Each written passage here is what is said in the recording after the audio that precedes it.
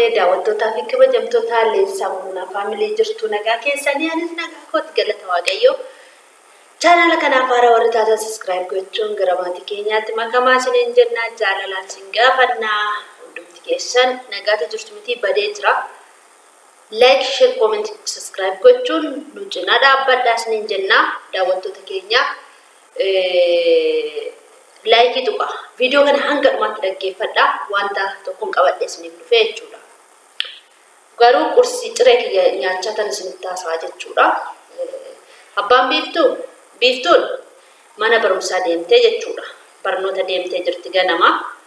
Abbaan biiftuu immoo biiftuu fuudhee deemee jira jechuudha. Video korratti qaqqabuu danda'a hin beeku akka tasaa. Ara daabboo marmaraataa yookiin immoo maal jedhaa? Aramellaas jedha maal jedha marmaraataa mitiire marmaraataadhaan nyaadhaa jechuudha. Sana kajeelchi naan bitadhee kun meeqa beektu haa ta'u malee jechuudha. Wadda duuma nyaanna garuu nuti jechuudha.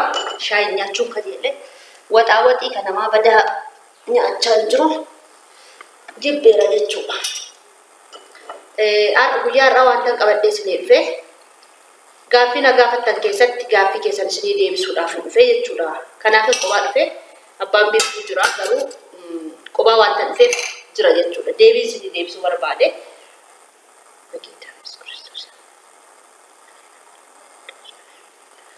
Kanaaf deebii isinii laachuudhaaf waan dhufee jiruuf deebii keessan isinii laachaa qursii kiyya nyaachaa waliin deebii keessan waan na gaafattan isinii deebisuufani jechuudha. Deebisuudhaafini argaa jirtu miti isa dibee nyaachuufani jechuudha. Garuu tokko miti maal jedhama maqaan isaa isa fakkaata jira miti jeelii kan jedhan isa fakkaatan biyya kana marmaraataan akkana miti Dubaay nyaachaa ture jechuudha. Baay'een jaalladha baay'ee tokko. Ganama dibee nyaachuudhaaf jechuudha. Furdaadha kuni jechuudha. Ispaayirdiidha ilaallan ispaayirdi miti. Ofuma isaatiif akkasii jechuudha. Kanaaf deebii keessanitti ce'uudhaaf na of kalii jedha. Na of kalchaa. Deebii isin ilaalchuufan dhufe jechuudha. Gaaffii na gaafattaniif waa'ee hojii kootii na gaafattan jechuudha. Waa'ee hojii suuqii kee Leensaa maal goote? Gaaffii tokkoffaadha jechuudha inni kuni. Suuqii kee maal gootee? Eessaan geessee? Eessaan baastee? Jettanii tokko isa kana kunoo dibeeramuuti dibadheera jechuudha. Suuqii kee maal gootee jettanii suuqii koo mi'a kaartoonatti deebisee naqeetan jechuudha. Anis waan hin dadhabbiirra jiruuf keessa dhaabbachuu hin dandeenye jechuudha. Qilleensa hin dadhabee yeroo gaddaa sana xiqqoo natti ulfaate jechuudha. Na dhukkubee samoonuu kanayyuu kanaaf hambade jechuudha. Jaa na dhukkubee fi ammuu kanayyuu na dhukkuba. Waaqii immoo nagaa kooti. Kiristoos keessatti nagaa kooti jechuudha. Kanaaf suuqii koo nan akka raayyaadha jechuudha. Kutaa lama kutaa manooraallee qaba. Kutaa ciisichaa qaba. Suuqii koo bal'aadha. Walumatti qabeen akka raayyaadha jechuudha. Meeqatti akka raayyaadha yoo jettanii isiniif ani jechuudha. Suuqii itti banatanii achuma keessa jiraattu jechuudha.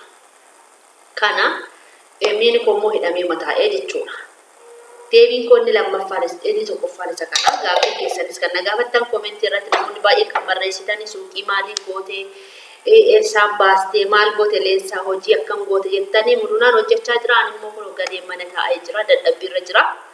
Waaqii haa tolu homaan jiru jechuudha. Nama dhabee nama hojii na gargaaru jechuudha.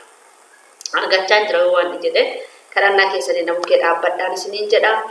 Kanarraan kan hafe immoo gaaffiin inni lammaffaan koomentii baay'eedhaan barreeffamuun dubbadhaani. Koomentii si'a meeqa deddeebi'ee barreeffamuun dubbadhaa jechuudha.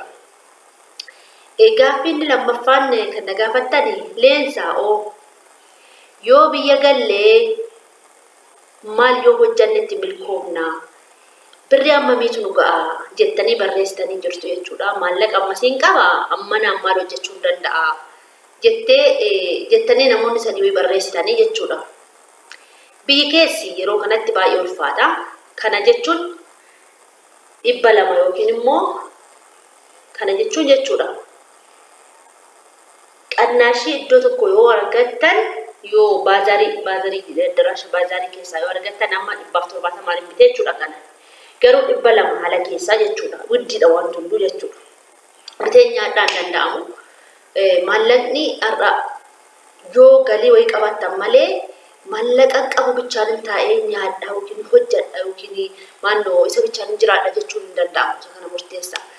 Garuu yoo maallaqa galii qabaattan jiraachuu dandeessu. Hojii yoo hojjettan jechuudha. Hojii malee hin jiru hin danda'amu Itoophiyaa keessatti baay'ee ulfaata.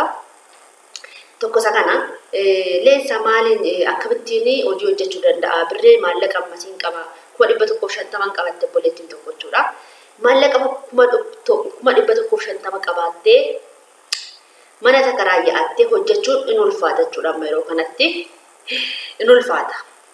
Yoo akka tasaa mana qabaattee daandiirraa suuqisii ta'u qabaattee hojjechuu dandeessa kan kee yoo ta'e jechuudha. Garuu kiraayii kanfaltee waan hojjettu sana fiddee naqxee yoo jettu sanuma dhufu jechuudha.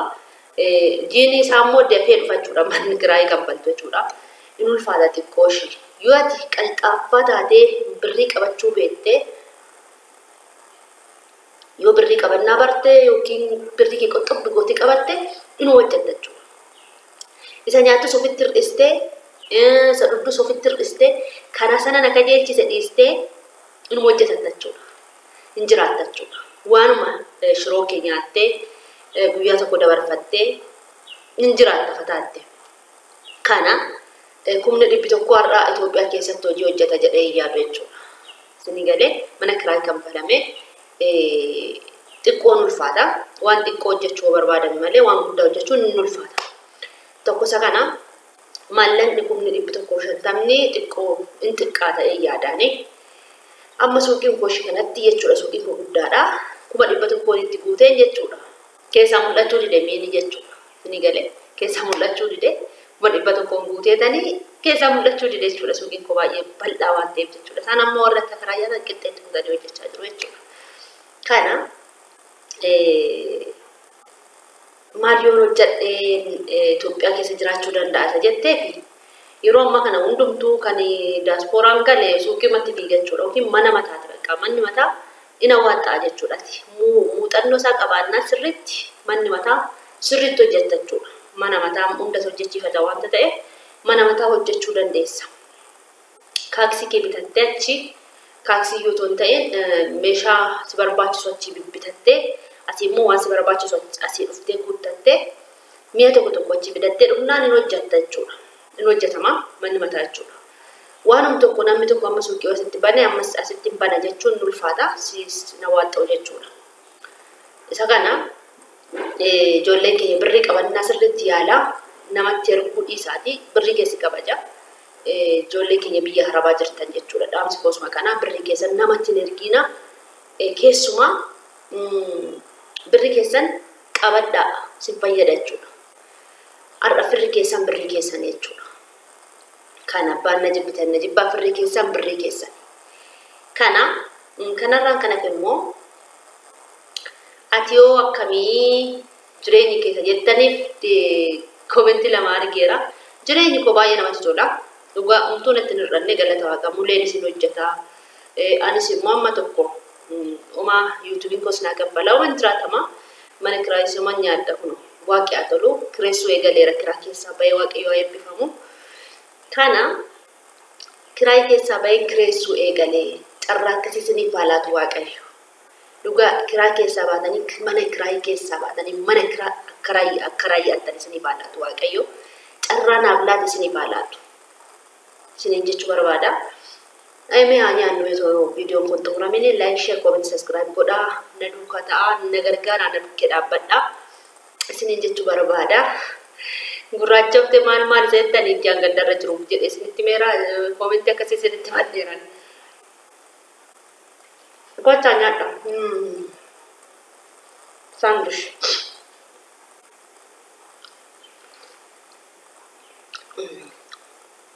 Ammi jechuudha. Kana fayyadama baay'isuma. Biiftuu dhaabbatame anaaf iyyuu miti. Ganama akka nyaattu dhaabbatame jechuudha.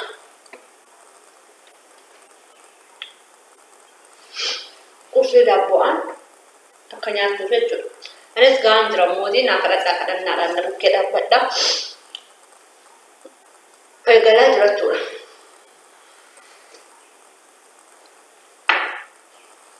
Kadhannaan na bukkee dhaabbaa.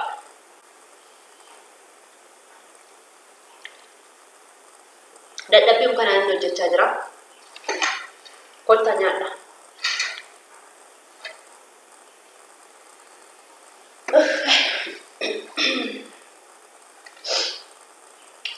Sinin jedha.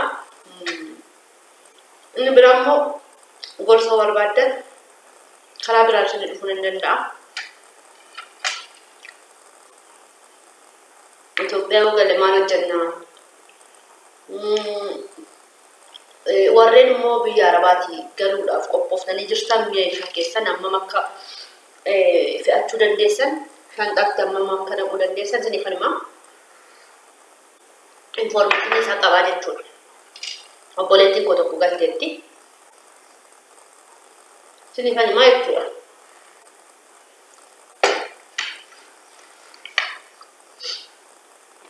Isiniin jedha.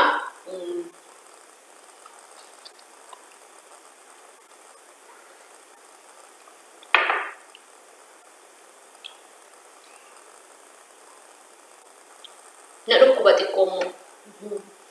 Na jeccoreessaa jira. Inni maddu malee. Daawwattoota koo kan hin baay'ee isin jaalladhu, kan hin baay'ee isin kabaju. Isin jechuu barbaada. Nagaatti turaa oolmaa gaarii isiniif haa ta'u. Nagaatti turaa jedha. Ciao ciao bye bye. Nagaa ta'aa isiniin jedha. Laayikii gochuun dagatiin warra ilaaltan laayikiin barbaada isiniin jedha. Ciao nagaan oolmaa gaarii isiniif.